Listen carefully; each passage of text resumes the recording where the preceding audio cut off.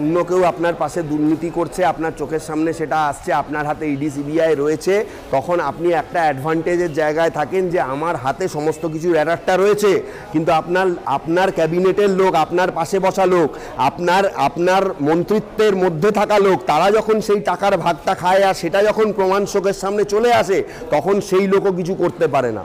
দুর্নীতি থামাতে গেলে ভারতবর্ষের সেই সমস্ত পরিবারের বাবা মার মানসিকতার পরিবর্তন ঘটাতে হবে, যারা তার ছেলে মেয়েদের 35 লক্ষ টাকা দিয়ে তার অযোগ্য ছেলে মেয়েকে ডাক্তার করতে গিয়ে একটা সাধারণ বাড়ির ছেলে বা মেয়ে যার যোগ্যতা ছিল তার সিটটাকে নষ্ট করে দিয়েছে।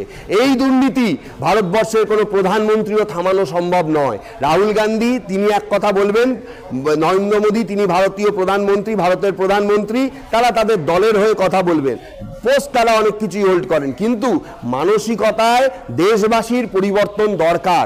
যদি প্রধানমন্ত্রী এটা প্রচার করেন, আমার মনে হয় যে দেশের মানসিকতার পরিবর্তন দরকার, না হলে দেশকে এগিয়ে নিয়ে যাওয়া যাবে না।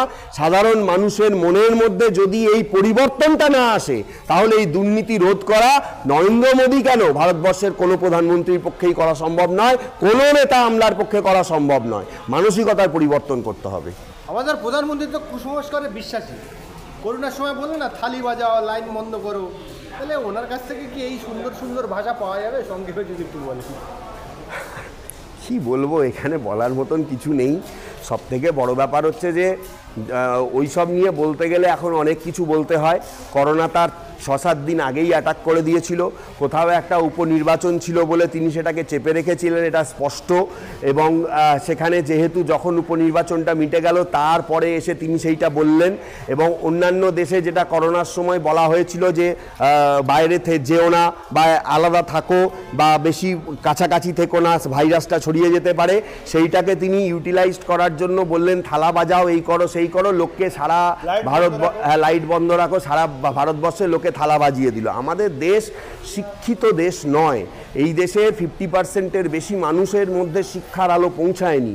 দেশকে সঠিক শিক্ষাটা যদি সরকার দেয়, তাহলে তাদের এই সব নাটকবাজি বন্ধ হয়ে যাবে। একটুখানি আপনাকে বলবো যে আপনি বললেন মানুষকে সচেতন হতে, নরেন্দ্র মোদী কুসংস্কারে বিশ্বাসী, থালা বাজাও, লাইট বন্ধ করে বললেন। সেই জায়গায় আমরা দেখলাম যে রতন টাটা তিনিও থালা বাজাচ্ছেন, অমিতাভ বচ্চন তিনিও থালা বাজাচ্ছেন। তাহলে ওনাদের মতো মানুষ যদি কুসংস্কারে ডুবে থাকে, তাহলে এই সাধারণ মানুষ যারা 30-40 লাখ টাকা দিয়ে যারা চাকরি নিচ্ছে, এদের পরিবর্তন, মানুষের মনের পরিবর্তন আসবে কীভাবে? সেটাই হচ্ছে ব্যাপার। আমাদের দেশে সব কিছুই সম্ভব। এবং এই জন্যই এই যে বহুজাতিক সংস্থা যারা বিজ্ঞাপন করে, তারা দেখবেন বড় ক্রিকেটার বা বড় অভিনেতা তাদেরকে দিয়ে বিজ্ঞাপনটা করায়, কারণ তার ওই কেমিক্যাল দেওয়া প্রোডাক্টটা তারা খাবে কি না খাবে হাতে ধরে দেখিয়ে দিল, সেটা লক্ষ লক্ষ কোটি কোটি টাকার ব্যবসা করে।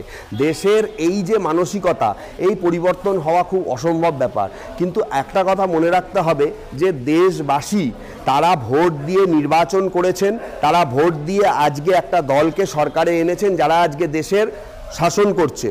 কিন্তু সেই দেশবাসীকে বিপদের মধ্যে ফেলে দেওয়া, সেই দেশবাসীর মানসিকতার পরিবর্তন আনার জন্য কোনো রকম সচেতনতা ভাবে প্রচার না করা, এটাও কিন্তু একটা দেশবাসীর সঙ্গে গদ্দারি। এবং সবথেকে বড় ব্যাপার হচ্ছে যে এনারা যদি নিজেরা সচেতন না হন, কারণ তাদের এটা মনে রাখতে হবে তারা মাস আইকন। অমিতাভ বচ্চন বলুন বা ওই যে আপনি যার নাম বললেন রতন টাটা, এরা একটা মাস আইকন। এরা যদি এরকম করেন, তাহলে দেশবাসী আর কি করতে পারে? এদেরকেও চিন্তা ভাবনা করতে হবে। আমাদের দেশে কি জানেন তো, মানুষ চায় খুব প্রচারের আলোয় থাকতে, বিশেষ করে অভিনয় জগতের লোকরা, বড় বড় ব্যবসায়ীরা, তারা চায়। কিন্তু আজকে দেশবাসীর যে কি ক্ষতি হচ্ছে, এইটার প্রচার যদি তাদের মাধ্যমে না হয়, তারা যদি তাদের নিজেদের আখের গোছাতেই ব্যস্ত থাকে, তাহলে দেশের আরও অবনতি হবে। সেইটা যদি চায় দেশের সরকার, তাহলে তারা সেই অনুযায়ী কাজ করবে। এছাড়া আর বলার মতন কিছু নেই। কুসংস্কার দিয়ে কিছুই হবে না।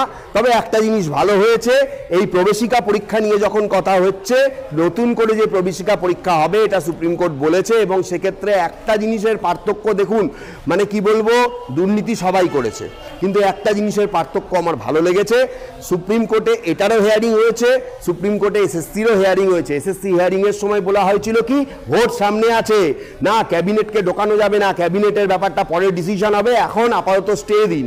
কিন্তু ওখানে হিয়ারিংয়ের সময় যখন বলা হয়েছে এরা এরা এরা এরা জড়িত, কেন্দ্রীয় সরকারের পরীক্ষা, সেখানে দুর্নীতি হয়েছে, কেন্দ্রীয় সরকারের যারা প্রতিনিধি সুপ্রিম কোর্টে মামলা করেছিলেন তারা কিন্তু মেনে নিয়েছেন, এবং সুপ্রিম কোর্ট যখন বলেছে পরীক্ষা পুরো বাতিল হবে এবং নতুন করে পরীক্ষার ডেট ঘোষণা হবে, তারা কিন্তু তার বিরোধিতা করেননি।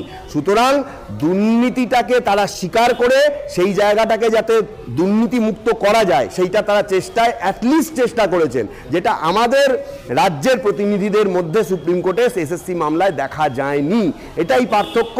একটা কেন্দ্রীয় সরকার, দেখুন একটা ব্যাপার হচ্ছে যে এত বড় দেশ, এত হাজার কিলোমিটার তার বিস্তার, একটা পরীক্ষা, একটা প্রবেশিকা পরীক্ষা আপনি একটা দিন ঘোষণা করলেন, প্রত্যেকটা রাজ্যে সকাল 10টা থেকে দেখা গেল 12টা অবধি পরীক্ষা হবে, 12 লাখ থেকে 15 লাখ পরীক্ষার্থী।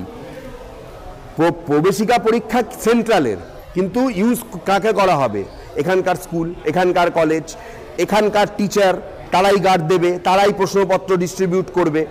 দেখুন এইটাও তদন্ত করে দেখার ব্যাপার রয়েছে যে যেখান থেকে প্রশ্নগুলো এসেছে সেখান থেকে সেন্টারে চলে আসে 24 ঘন্টা আগে।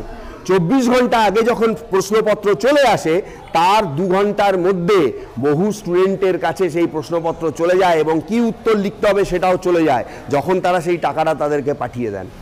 সুতরাং যে যে জায়গাগুলোয় এই দুর্নীতিগুলো হচ্ছে, কেন হচ্ছে, এইটা ভালোভাবে যদি ঠিক করা যায় তাহলে ভবিষ্যতে দেশের উন্নতি সম্ভব বলে আমার মনে হয়।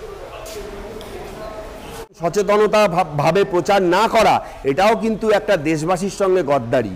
এবং সবথেকে বড় ব্যাপার হচ্ছে যে এনারা যদি নিজেরা সচেতন না হন, কারণ তাদের এটা মনে রাখতে হবে তারা মাস আইকন, অমিতাভ বচ্চন বলুন বা ওই যে আপনি যার নাম বললেন রতন টাটা, এরা একটা মাস আইকন। এরা যদি এরকম করেন তাহলে দেশবাসী আর কি করতে পারে, এদেরকেও চিন্তা ভাবনা করতে হবে। আমাদের দেশে মানে কি জানেন তো, মানুষ চায় খুব প্রচারের আলোয় থাকতে, বিশেষ করে অভিনয় জগতের লোকরা, বড় বড় ব্যবসায়ীরা, তারা চায়। কিন্তু আজকে দেশবাসীর যে কি ক্ষতি হচ্ছে এইটার প্রচার যদি তাদের মাধ্যমে না হয়, তারা যদি তাদের নিজেদের আখের গোছাতেই ব্যস্ত থাকে তাহলে দেশের আরও অবনতি হবে। সেইটা যদি চায় দেশের সরকার তাহলে তারা সেই অনুযায়ী কাজ করবে, এছাড়া আর বলার মতন কিছু নেই। কুসংস্কার দিয়ে কিছুই হবে না। তবে একটা জিনিস ভালো হয়েছে, এই প্রবেশিকা পরীক্ষা নিয়ে যখন কথা হচ্ছে, নতুন করে যে প্রবেশিকা পরীক্ষা হবে এটা সুপ্রিম কোর্ট বলেছে, এবং সেক্ষেত্রে একটা জিনিসের পার্থক্য দেখুন, মানে কি বলবো, দুর্নীতি সবাই করেছে, কিন্তু একটা জিনিসের পার্থক্য আমার ভালো লেগেছে, সুপ্রিম কোর্টে এটারও হিয়ারিং হয়েছে, সুপ্রিম কোর্টে এসএসসিরও হিয়ারিং হয়েছে। এসএসসি হিয়ারিংয়ের সময় বলা হয়েছিল কি, ভোট সামনে আছে, না ক্যাবিনেটকে ঢোকানো যাবে না, ক্যাবিনেটের ব্যাপারটা পরে ডিসিশন হবে, এখন আপাতত স্টে দিন। কিন্তু ওখানে হিয়ারিংয়ের সময় যখন বলা হয়েছে এরা এরা এরা এরা জড়িত, কেন্দ্রীয় সরকারের পরীক্ষা, সেখানে দুর্নীতি হয়েছে, কেন্দ্রীয় সরকারের যারা প্রতিনিধি সুপ্রিম কোর্টে মামলা করেছিলেন তারা কিন্তু মেনে নিয়েছেন, এবং সুপ্রিম কোর্ট যখন বলেছে পরীক্ষা পুরো বাতিল হবে এবং নতুন করে পরীক্ষার